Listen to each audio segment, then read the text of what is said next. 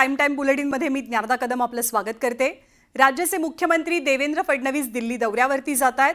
देवेंद्र फडणवीस दिल्लीमध्ये वरिष्ठ नेत्यांची भेट घेतील अशी माहिती आहे। महाराष्ट्रातल्या विविध मुद्द्यांच्या पार्श्वभूमीवर मुख्यमंत्र्यांच्या दिल्ली दौऱ्याला प्रचंड महत्त्व आहे। देवेंद्र फडणवीसांच्या दिल्ली दौऱ्यानंतर मंत्रिमंडळातल्या काही बदलांची शक्यताही वर्तवली जाते।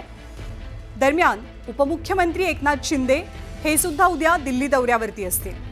दिल्लीमध्ये JNU युनिव्हर्सिटीमध्ये स्पेशल मराठी सेंटरचं उद्घाटन उद्या पार पडणार आहे आणि मुख्यमंत्र्यांसह उपमुख्यमंत्री या कार्यक्रमाला हजर राहण्याची दाट शक्यता आहे। दरम्यान एकनाथ शिंदेंच्या दिल्ली दौऱ्यामध्ये केंद्रीय नेत्यांच्या भेटीगाठी होण्याचा अंदाज व्यक्त होतोय। त्यामुळे राज्याचे मुख्यमंत्री उपमुख्यमंत्री या 2 दिवसात दिल्ली दौऱ्यावरती आहेत आणि मंत्रिमंडळातल्या बदलांच्या दृष्टिकोनातनं मुख्यमंत्र्यांचा दिल्ली दौरा विशेष महत्त्वाचा मानला जातोय। प्रशांत लीला रामदास आपले प्रतिनिधी आपल्याला अधिक माहिती देतील। प्रशांत, महत्त्व कसं वाढतंय मुख्यमंत्र्यांच्या दिल्ली दौऱ्याचं? कुणाकुणाची ते उद्या भेट घेऊ शकतात?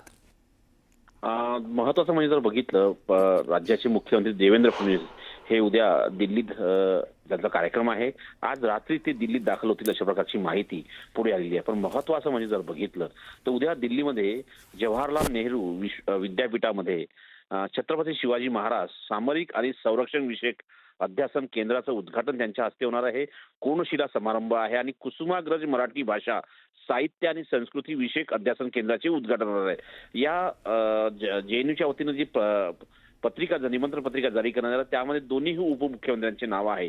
एकनाथ शिंदेंचं नाव आहे, अजित पवारांचं नाव आहे आणि सोबतच उदय सामंत, चंद्रकांत पाटील आणि आशिष शेलार यांचं देखील नाव आहे। पण महत्त्वाचं म्हणजे हा दौरा अतिशय महत्त्वाचा यासाठी आहे की कारण गेल्या काही दिवसामध्ये ज्या पद्धतीचं वादग्रस्त वक्तव्य करणारे मंत्री, त्यानंतर भ्रष्टाचाराच्या चेहऱ्यांनी माखलेले मंत्री, अशा प्रकारचे जे उल्लेख विरोधी पक्षाच्या वतीनं केले जात आहेत त्यापैकी काही मंत्र्यांची गच्छंती होईल आणि अशा प्रकारची चर्चा आणि या सगळ्याच्या मुद्द्यावरती अत्यंत महत्त्वाचा निर्णय होण्याची शक्यता आहे। कारण की राज्याचे उपमुख्यमंत्री एकनाथ शिंदे देखील दिल्लीत आहे आणि सोबतच जर बघितलं आपण तर मुख्यमंत्री देवेंद्र फडणवीस देखील दिल्लीत आहे। असं असताना एक अत्यंत महत्त्वाचं म्हणजे उद्या ते अमित शहा यांची देखील भेट घेऊ शकतात, भारतीय जनता पक्षाचे अध्यक्ष JP नड्डा यांची देखील ते भेट घेऊ शकतात। त्यामुळे या भेटीच्या निमित्ताने आणि या दौऱ्याच्या निमित्ताने काही महत्त्वाचे फेरबदल होतात का हे पाहणं अतिशय महत्त्वाचं असणार आहे। ज्ञानदा, धन्यवाद प्रशांत। अपडेट्स वेळोवेळी जाणून घेत राहू।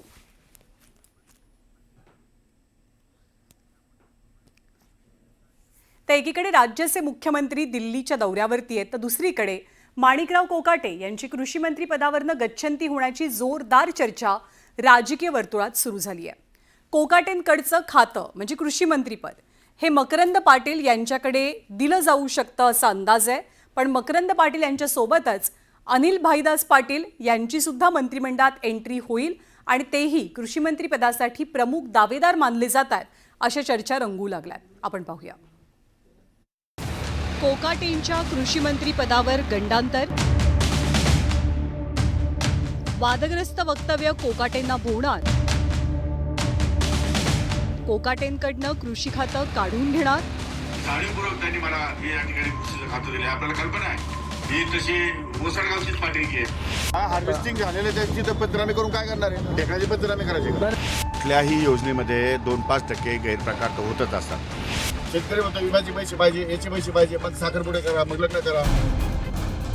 गेले काही दिवसांपासून राज्याचे कृषी मंत्री माणिकराव कोकाटे आपल्या वादग्रस्त वक्तव्यांमुळे वादाच्या भोवऱ्यात सापडल्यात। अशातच सभागृह सुरू असताना मोबाईलवरती रमीचा डाव खेळतानाचा कोकाटेंचा व्हिडिओ रोहित पवारांनी ट्विट केला आणि कोकाटे विरोधकांच्या निशाण्यावर आले।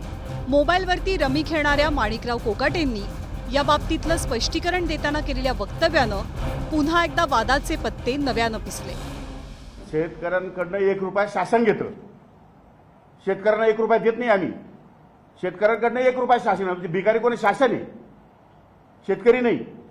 कोकाटेंची वादग्रस्त वक्तव्यांची मालिका सुरूच असल्यानं विरोधकांच्या हाती आयतं कोलीत लागलंय। थोडी तरी लाज शरम असेल, नाहीतर विकून खाली असेल तर मात्र कारवाई करणार नाही। आणि थोडी जर असेल तर अशा व्यक्तीवर जो शेतकऱ्याला भिकारी म्हणतो, सरकारलाही भिकारी म्हणतो, जो शेतकऱ्यांचा अपमान करतो, सभागृहामध्ये रम्मी खेळतो, पत्ते खेळतो, काय ते गेम खेळतो, अशा ठिकाणी अशा जबाबदार लोकांचे कृत्य सरकारला आवडत असेल तर कारवाई करू नये, नाहीतर त्याला 1 मिनिटसुद्धा त्या पदावर ठेवू नये. दादांना मला विनंती करायची, एकतर यांचं खातं बदला, तिथं दुसऱ्या चांगल्या व्यक्तीला तिथं तुम्ही द्या, नाहीतर तुम्हीच स्वतः कृषी विभागाची तिथं जबाबदारी घ्या, अशी विनंती अजितदादांना तिथं करतो. पण ही व्यक्ती त्या विभागामध्ये त्या विभागाचा प्रमुख म्हणून राहिल्यामुळे शेतकऱ्याचं मात्र मोठ्या प्रमाणात नुकसान आज होत आहे.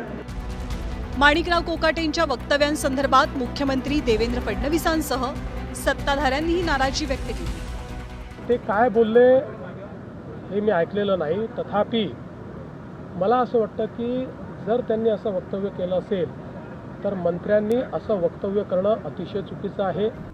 वादाच्या भोवऱ्यात सापडलेल्या माणिकराव कोकाटेंकडच्या कृषीमंत्री पदावर आता गंडांतर येण्याची शक्यता आहे. माणिकराव कोकाटेंचं मंत्रिमंडळातनं डिमोशन होणार अशी चर्चा जोर धरतीये. कोकाटेंकडच्या कृषीमंत्रीपदी अनिल भाईदास पाटील यांची वर्णी लागण्याचा अंदाज आहे. अनिल पाटील गेल्या मंत्रिमंडळात मंत्री होते, पण फडणवीसांच्या नेतृत्वातील महायुती सरकारमध्ये त्यांना संधी मिळाली नाही. आता त्यांची मंत्रिमंडळात एंट्री होणार असल्याची जोरदार चर्चा राजकीय वर्तुळात रंगू लागली आहे. दरम्यान माणिकराव कोकाटेंची मंत्रिमंडळातनं हकालपट्टी करण्याची मागणी विरोधकांनी केली आहे. आर पाटला साहेबांसारखं नेतृत्वानं सुद्धा राजीनामा द्यावा लागला. अनेक विलासराव देशमुख अनेक नेते आहेत त्यांनी राजीनामा दिला होता. मग तो न्याय जर त्यावेळेला विरोधक म्हणून यांनी वापरला असेल तर फक्त मंत्र्यांचं खातं बदलण्याचा नवीन पायंडा हा मला वाटतं शोधला असेल तर मला वाटतं की खरं म्हटलं तर हे नवीन संशोधन पाहायला मिळेल. महायुती सरकारमध्ये आधी धनंजय मुंडेंवर मंत्रिपदाचा राजीनामा देण्याची नामुष्की ओढावली. त्यानंतर आता वादग्रस्त वक्तव्यांमुळे गोत्यात आलेल्या माणिकराव कोकाटेंकडचं कृषीमंत्रीपद काढून घेतलं जाईल अशी चर्चा सुरू झाली आहे. Bureau report, news 18 Lokmat.